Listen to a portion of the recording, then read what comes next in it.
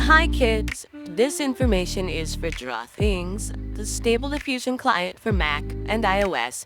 DRAW THINGS is free on the app stores, and now you can download it directly from the DRAW THINGS AI website. The last couple of weeks we've been getting updates to the DRAW THINGS LoRA trainer, and it includes support for next-gen models Flux Dev and Kwai Kolors.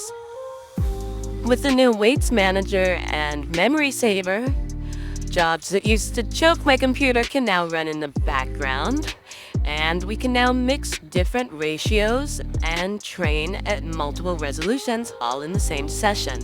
And for the advanced, there are a half dozen new technical features based on the latest AI training research, and we can save Tensorboard data to analyze the learning curves with machine learning diagnostic tools.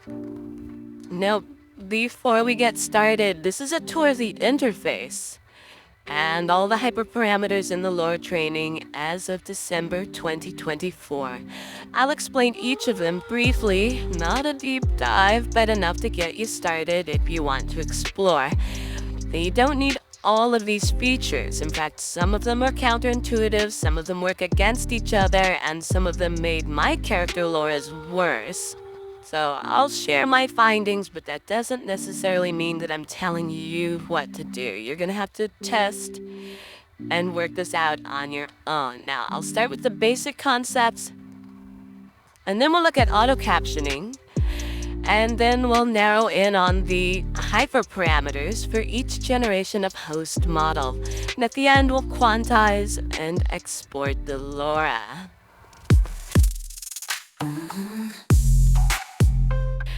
Now, inside DRAW THINGS, let's take a look at the training window. It's labeled PEFT in the side rail. That stands for Parameter Efficient Fine-Tuning. It's also a backdoor to the LoRA Manager. So as we complete each save it and steps, the saved LoRA will show up in the list with their training steps in the name. And I've set up this training panel already so that we have something to see. The training data is on the right, that's the images and the captions. Hyperparameters are on the left, and down at lower left is a button to reset, another to start or resume the training. And up at the very top is a small copy-paste menu. I'm not sure if we'll eventually be able to store presets here, similar to the parameter copy-paste presets menu. I assume so. But until then, instead of presets, the sessions data is saved in the DRAW THINGS model folder on the Mac's root drive. This session data can be reloaded by name, and then we can resume the training, and with a right click, we can resume training from a specific save point. Now, there's no way to purge old session data inside the app without navigating to the sessions folder on the root drive and then moving them to the trash. Anecdotally, I threw away a bunch of test LoRAs and then later regretted it, but I was able to reload the session and resume training where it left off, so nothing was really lost. Now, there's a feature in DRAW THINGS called an image interrogator. It's at the top right above the canvas, and this is a set of kind of basic image to text models. They're here to help with captions. Blip 2 is sparse and to the point. Moondream 2 is a bit more verbose, and there are several versions of Moondream. You only need the latest one by date. Now, back in the training window, if I add a folder of images and the automatic captioning is turned on, it's going to be generating all the captions through the interrogator model that we last selected. I can also right-click on the thumbnail to delete them individually or to call up captions on individual images. And it does take time to process all the images, so this is not necessarily fast, but maybe faster than writing them yourself. Now, is it accurate? Well, try it and see. In my opinion, it can be really helpful to have an idea what an AI sees when it tokenizes the image. There are some obvious things that it actually does not see. Now, is it better than just using a trigger word alone? I think only you can judge that, and only you can test the results in your LoRA. Now let's move over to the hyperparameters, because images and captions, those are our real parameters, and these hyperparameters, these are just small tweaks on the training. So I'm going to try to demystify this by categorizing these into 3 to 4 broad categories by purpose. Now, this puts them slightly out of order in the parameter list, but I think it makes them easier to understand. So broadly, the 4 categories are basic setup parameters for the whole LoRA. That's like defining its size, its name.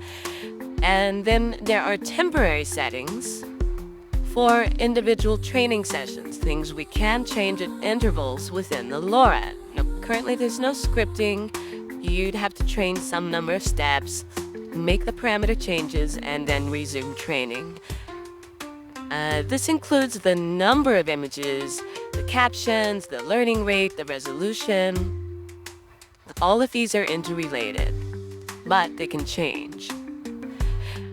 And then there's several advanced features to help churn the data as it learns, basically stirring the soup to prevent any burn-ins or overcooking. Or it averages the LoRA over some steps to smooth the noise. Both of these are just kind of helping you create better LoRAs, but you kind of need to know what they're doing so you know when to turn them off. And the last category are all the settings that are model specific. For instance, Flux has new layer settings that are hidden when we're training on XL. Now let's start at the top of these hyperparameters, and we're just going to go through it because this is going to take a long time. The first group sets up the neural network that we're going to train. It's a very small network compared to the billions of parameters in the host model. And we're going to set its final size with this network dim. Now 32 is recommended, but 16 and even 8 will reduce the file sizes and the memory pressure. I know there's an urge to go to 64 or 128, but slow down. Imagine you're playing a sim management game and you're reserving a section of land to grow a certain type of industry or produce. That's the network dim. It's that area. It's going to take up file storage whether you have a lot of growth on it or just a little. Now, if you save incrementally, each of your LoRA will be the same file size, so try to keep it dim, not larger than you really need.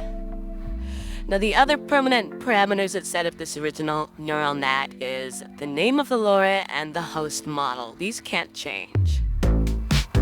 Now, for our model, or at least for this discussion, I'm going to choose Kwai Kolors. It's been giving me great results, and it also coincidentally has the least number of parameters. So this is equivalent to the generic parameters for all models. Once I get to the end, I'll load Flux Dev, and then SDXL, SD1.5, they're the same. And because each adds a subset of model-specific parameters. Draw things. Now, next we're coming to the learning rate, and it's both very simple and confusing only because we don't see it until we do it. Now first, network scale is a multiplier on all these other parameters, so just leave it to 1. Next comes the learning rate, and there's a couple of new features here.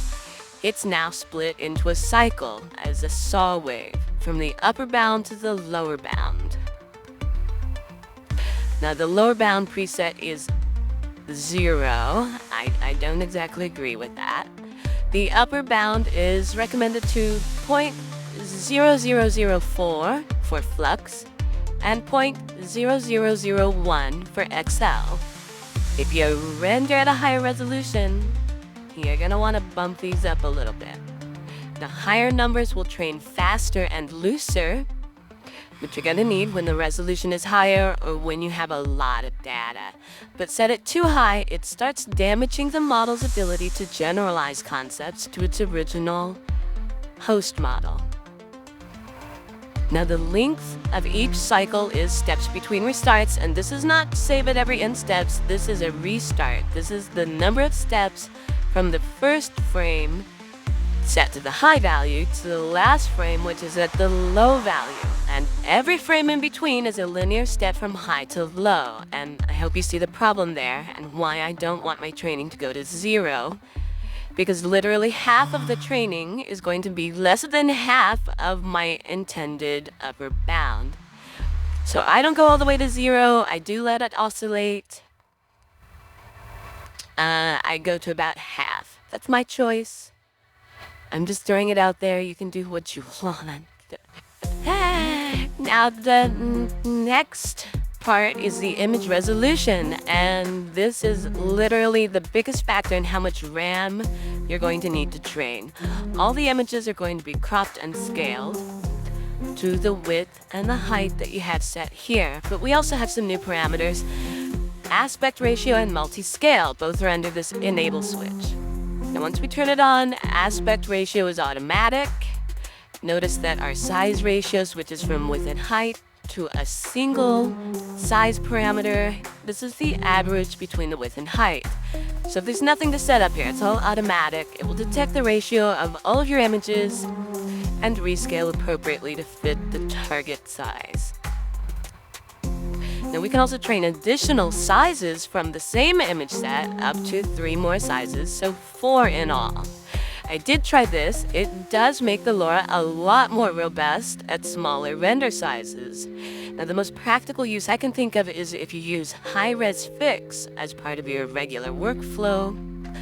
It might be a good idea to switch on 1 additional scale and set that scale to your high-res fix, around the average of your high-res fix settings. And then you keep your main size at the larger scale. So probably something that you want, definitely something worth exploring.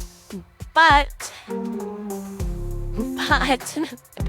if you're training a style or line art, you maybe don't want to scale down the media details like brush strokes and pencil lines. You actually want those captured in the high-res images because that's part of your style. So in that case, you probably don't want to train at multi-resolution. It all depends on what kind of effect you want. Alright, let's keep going. Let's get through these common parameters. The next we have a seed. It was just a hidden random number before, but now we can replicate earlier training data precisely with the seed value. Otherwise, it's just fun to click on. It's not gonna hurt anything if you do. Training steps is the end goal, how many training steps you will eventually train, but we don't have to keep training until we get there. We can interrupt the beginning and resume from the last saved point. Also understand that every step is 1 image. So if you like to run math formulas, so each image is seen exactly a number of times, 1 step equals 1 image. There are no epochs in DRAW Things. It's just 1-to-1. You don't have to do any weird extra calculations. Now, warm-up steps prevent the LoRA from fixating on the first data it sees. The default is 20, so remember your first 20 steps are also getting eaten up by these warm-up. They're not as strong as normal training. Maybe something you want to factor. Just keep it in mind if you're doing this kind of step count. And actually, this starts the 3rd group of settings, the ones that I like to call stirring the soup. Now, the settings with the most intimidating names are all generally strategies to stir the training data, to prevent any aspect from overfitting, or to stabilize the learning curve by averaging out erratic noise. So here we have gradient accumulation steps. This is a smoothing to remove noise. It basically it eats up some of your memory by averaging 2, 3, 4 steps back, averaging them all together and using that as a step. So you do lose some steps, but you're kind of averaging the values together into a big chunk of training. Keep it low because it does eat memory geometrically and it might slow the learning process. The dev recommends 4 on XL and 1 on Flux. I set it in between. Noise offset is affixed to SDXL to help render over and under average brightness images. Without this, the rendered images tend to balance their overall light and dark levels, ending up right in the middle. But with this setting, the images can train a little bit high and a little bit low, and that helps loosen up the LoRA so that it can train brighter and darker images. Now in Draw Things, this is a general parameter. I actually thought this was specific to XL. And I definitely do use it when I train XL. I'm honestly not sure how it affects Flux, which for me tends to be too dark, and Colors, which tends to be too bright. So I actually turn these off when I train those, but it's something to test. Now denoising is the same double slider we get on the control nets. I had some ideas how this might be useful for training, like, imitating the training channels in Flux, which we'll see later. But so far my tests in my LoRA were very bad. It created a lot of granular noise around the edges, like JPEG compression. I recommend leave this one alone. Now the caption dropout rate will remove text from the captions. I think this is for those really long AI-generated captions with all the detail. I don't use this because my captions are very short to begin with. There's not a lot of ambiguity there, so I want my captions the way they are the full time. I don't use this. Now the next one is fixed orthonormal LoRA down, and this is a new setting that makes our LoRAs technically OLoRAs. And image generation, you know how it works. It renders large features and then medium features and then smaller and smaller and smaller features. The rendering goes one way, big to small. So fixed orthonormal down just removes half of the training that points in the wrong direction. So we end up with effectively half the training steps, but it's all the training that goes in the same direction as the render, big to small. Now another feature dropped while I was making this video is called Power Function EMA. And this is another system to smooth out noise in the curve by averaging snapshots over some percentage near the end of the entire learning cycle. Well, per LoRA. Now, Power Function EMA will generate 3 exports for each LoRA. The original, the one with a shorter average, and the one with a longer average. So that's 3 full LoRAs created on your hard drive for every save it in steps when you turn on PEMA feature. Now, the ones labeled PEMA should render more consistently, but you'll need to compare it and see. I didn't actually like those on my face LoRAs. I liked the vanilla version better. Now, general features added in the future will probably appear after this point, and specific model features, which we'll get to in a minute, will be scattered up above because of when they were introduced, I think. But now we're down at the most important part. This is the memory saver, which limits the number of processor threads by strategically forgetting some of the floating point math. Okay, if you want this explanation, here it comes. Remember that gradient setting that averages a bunch of steps at the end of each training cycle?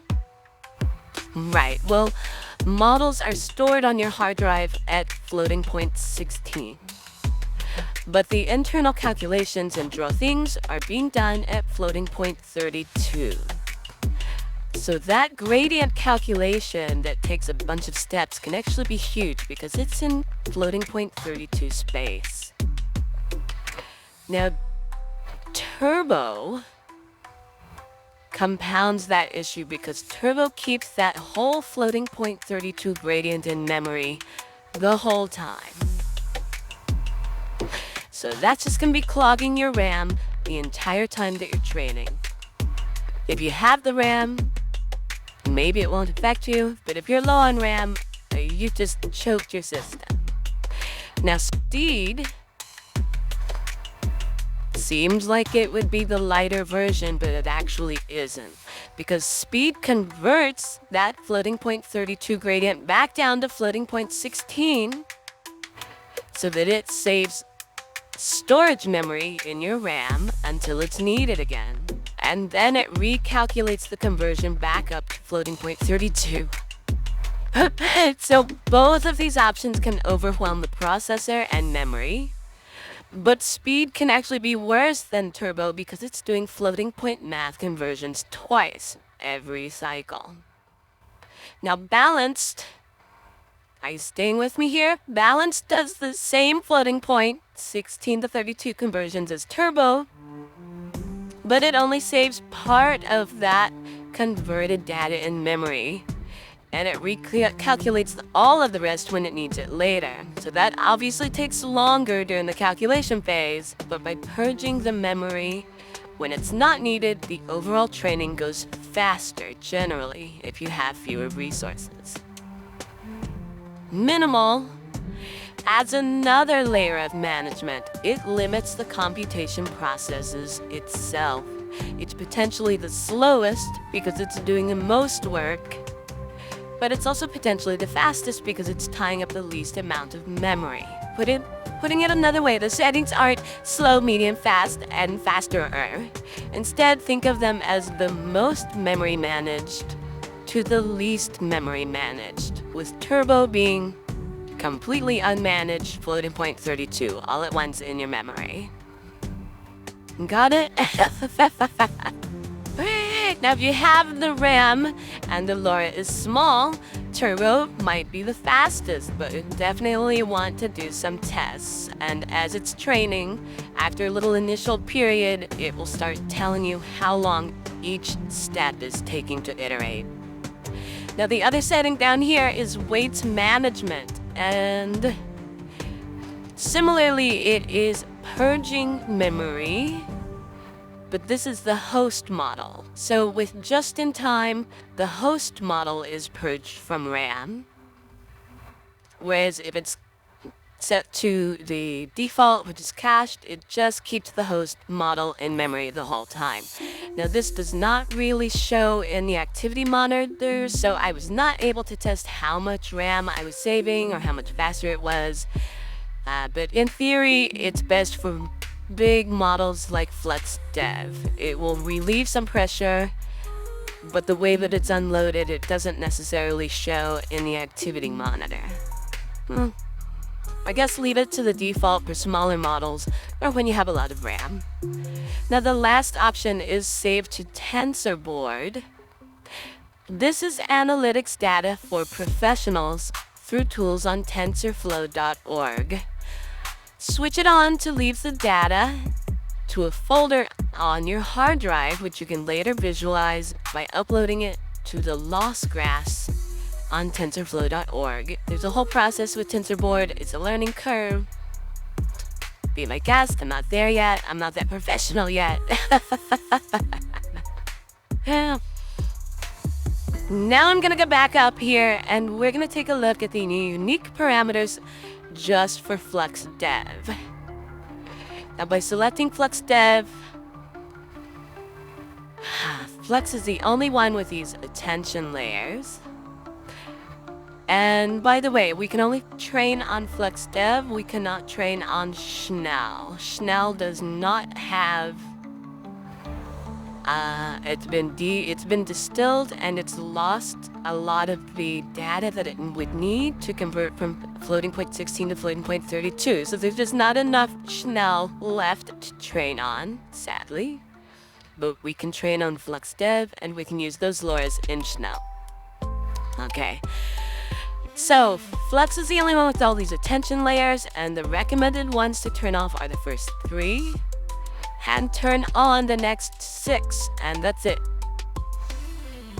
Now, you can mess around, you can try these out. I tried a little bit, but I have a low patience. and Flux training is the slowest of all. We also have these layer indices, and if you read the hint text, you can see that we can use a range of layers listed here in the indices to train on them exclusively. If we leave it empty, it's not going to use the training indices, it's just going to train based on these attention levels, layers up above. Now, Flux comes with some familiar parameters like the resolution-dependent shift. I have mixed feelings on this one. At lower resolutions, it seems better. At higher resolutions, I think it overcooks. So use it at your own discretion, and when I used it, it looked fine in Flux Dev, but everything looked overcooked in Schnell, which does not use a lot of shift. So this is another one you might have to test and see. Guidance embed is an advanced parameter that's not on normally for me when I use Flux Dev, so I honestly recommend leaving this alone unless you want to mess around with resolution-dependent shift. That's the only one that I would really turn on. And in addition to caption dropout rate, we get a maximum text length. And it's pretty big. It's like 512. That's definitely a Flux thing because only Flux has that huge token count that big. Now, I'm sorry I don't have more advice specifically for Flux. I have had some success. It's not my main model. Maybe I'll get a more targeted video in the future after I feel like I have some real advice for you. So, you know the drill. Hit that like button if you think other people are going to benefit from this video, and subscribe if you want to be notified when those videos come live. Now the last model we're going to look at is SDXL base. But I think honestly, technically, these custom parameters are more for SD1.5. The unique options are the clip skip and co-train the custom text embedding, as in textual embeddings. I feel like these are things that are really more important to SD1.5, which has very limited token count. In Excel, I don't use these. They tend to look a bit worse. So there are just a bundle of parameters here. All of these fit with the co-train custom embedding. And these are actually independent of the LoRA, so it's possible to train a textual embedding with or without a companion LoRA. Now, as I said, I don't do this for XL. I think it looks bad, but supposedly this does look good for SD1.5, so definitely something to check out if you are still on SD1.5. Now, our last step, well, I guess we have to train. So after waiting however long it takes, training on my computer takes anywhere from 30 minutes to, say, 4.5 hours. And it could take longer if I want to go ahead and use the balanced or minimal mode. Now, at the end, I get all of the save and end steps in my LoRA Manager, so as well as any PEMA LoRA that I created. It's just gonna clog up my LoRA Manager. I don't really want to save all of these, so I'm trying them out for a while until I hone in on the one or two that I like the best. I'm looking for edge noise around the edge and lines. I'm looking for it to essentially always render my character's face. And I want it to be adaptable to other render styles and the host model's effects. Now with Tensorboard diagnostics, there's probably objective ways to see how the training went, but as an artist, I just use the LoRA and I start to settle around one or two that I end up using more often. And I'll just delete the rest through the LoRA Manager. Now the ones that I'm keeping can be quantized down to float 16, or even to 8 bits, for instance, if I want to move it to my iPhone to render with Schnell.